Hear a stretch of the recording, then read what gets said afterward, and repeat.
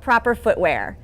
If it feels like we've been spending a lot of time recently on the foot, you'd be correct, because as I've said, there's two things I won't skimp on: quality food and quality shoes. So today we're gonna dabble in athletic footwear, running, walking, boot camp, cardio dance, cross training. How do you find the appropriate shoe for your activity and your foot structure? Well, the only way to find out is to go shopping.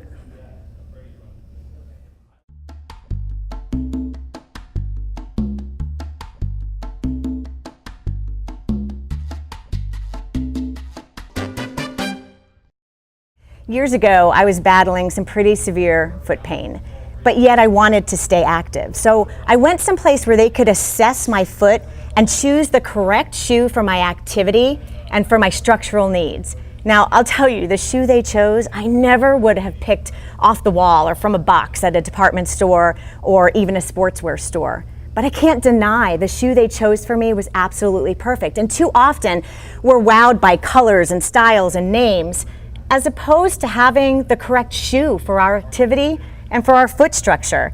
So today, we're gonna look at that. Let me show you what I mean.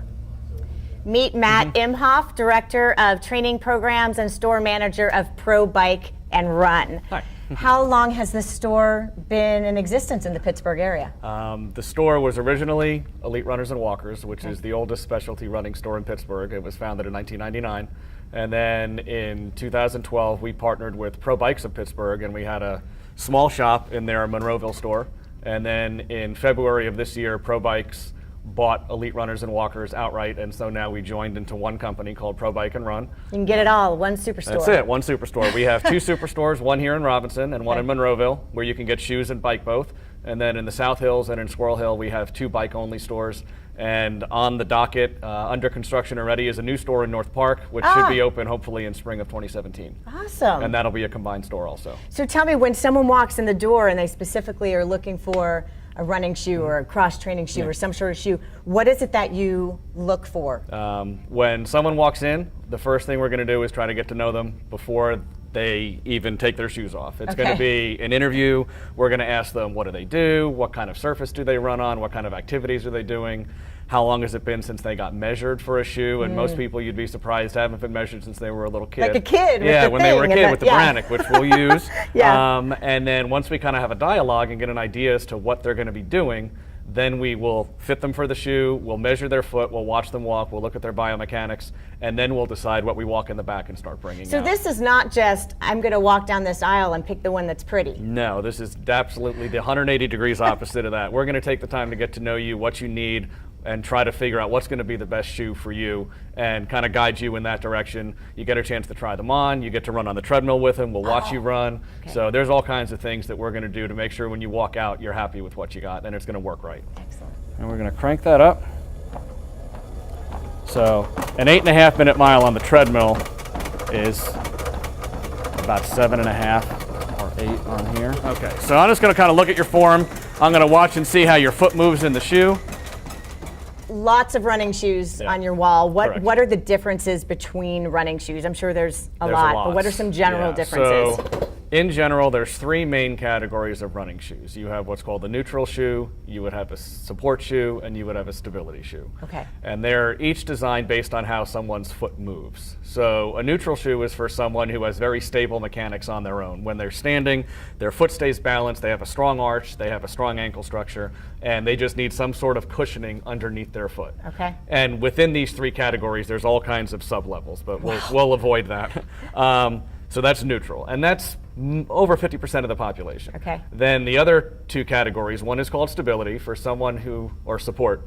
That is for someone who has a little bit of overpronation, which is a slight drop in the ankle, a slight collapse of the arch. And then stability, which is the step up from that, is for someone who, when you watch them walk, you can really see their ankles rolling over, or someone with excessively flat feet whose arches collapse completely, and they might need even a higher level of support than just what a regular support shoe does. The ones that we carry versus what you're going to get in other places, it's going to be a much higher quality of a shoe, because all the brands make different levels of quality of shoes for different price points. You can get shoes online, all of these, anywhere, but you're not going to get service. We want to be a part of their fitness activity ongoing and develop that relationship. And they'll come back. And then they'll come back, Absolutely. exactly. So that's the main difference between us and a lot of other places. What would be the difference between a running shoe and, say, a walking shoe? Is there a difference? Technically, not as much as you would think. Okay. When someone comes in for a walking shoe here, it depends on what they have in their head as a walking shoe. You have the stereotypical white leather, sort of senior citizen looking mall walking shoe. The moseying shoe? Yeah, kind of like that. Okay. And all the brands make shoes that are like that, and that's for someone who just wants a casual shoe with the support of a running shoe, but they don't want it to be a mesh upper with all the flashy colors and stuff like that. Can you walk in any one of these shoes for your daily life? Yes, absolutely. Okay. But you can't run in a walking shoe, though. Can you use running shoes for, say, cross-training, boot camp, cardio, dance, cardio classes? It depends on the class, and it depends on the person, and it depends on the shoe. So what if there's a lot of lateral movement? Yeah, so running shoes... Did you hear that? If you have lateral movement, please do not wear a running shoe. Running shoes aren't designed for that. So running is a linear motion. You're supposed to go straight, other than when you make a left turn or a right turn on the road. Right, but you're not running zigzags. But you're not doing zigzags. So shoes like that, cross trainers, aerobic shoes, what they do is they have more support built up in the forefoot, so when you plant your foot, you're not going to rip out of the side of the shoe. People are concerned about cost. Correct. What is the difference between, say, a $60 shoe and a $120 shoe? Okay, that goes back to the durability construction of the shoe that we talked about before. Okay. So all the brands make different price points. They have their mass marketed shoes that you can get in small department stores, and we call them box stores. So where they're like a chain. Right. Okay, and so the shoes there are going to be $60 to $80. Is there anything technically wrong with the shoe? No. But is it going to last? Is it going to have the same construction or the same specific technical features that a higher end running shoe is going to have? Absolutely not.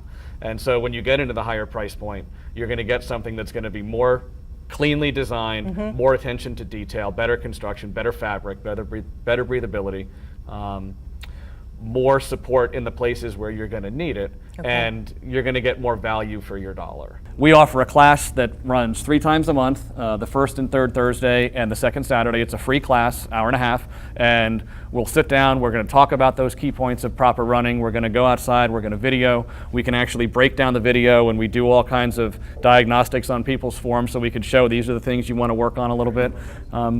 But everyone who comes in and gets fit is going to get that service too in a real one-on-one setting, so that when you walk out, we kind of try to give you the whole package. So somebody who is just starting for the first time to run, that'd be a great thing. It's a great thing for someone who's brand new, especially. Right. And we have some folks who come in about once a year because they want to see where are they in their maturation of their running form.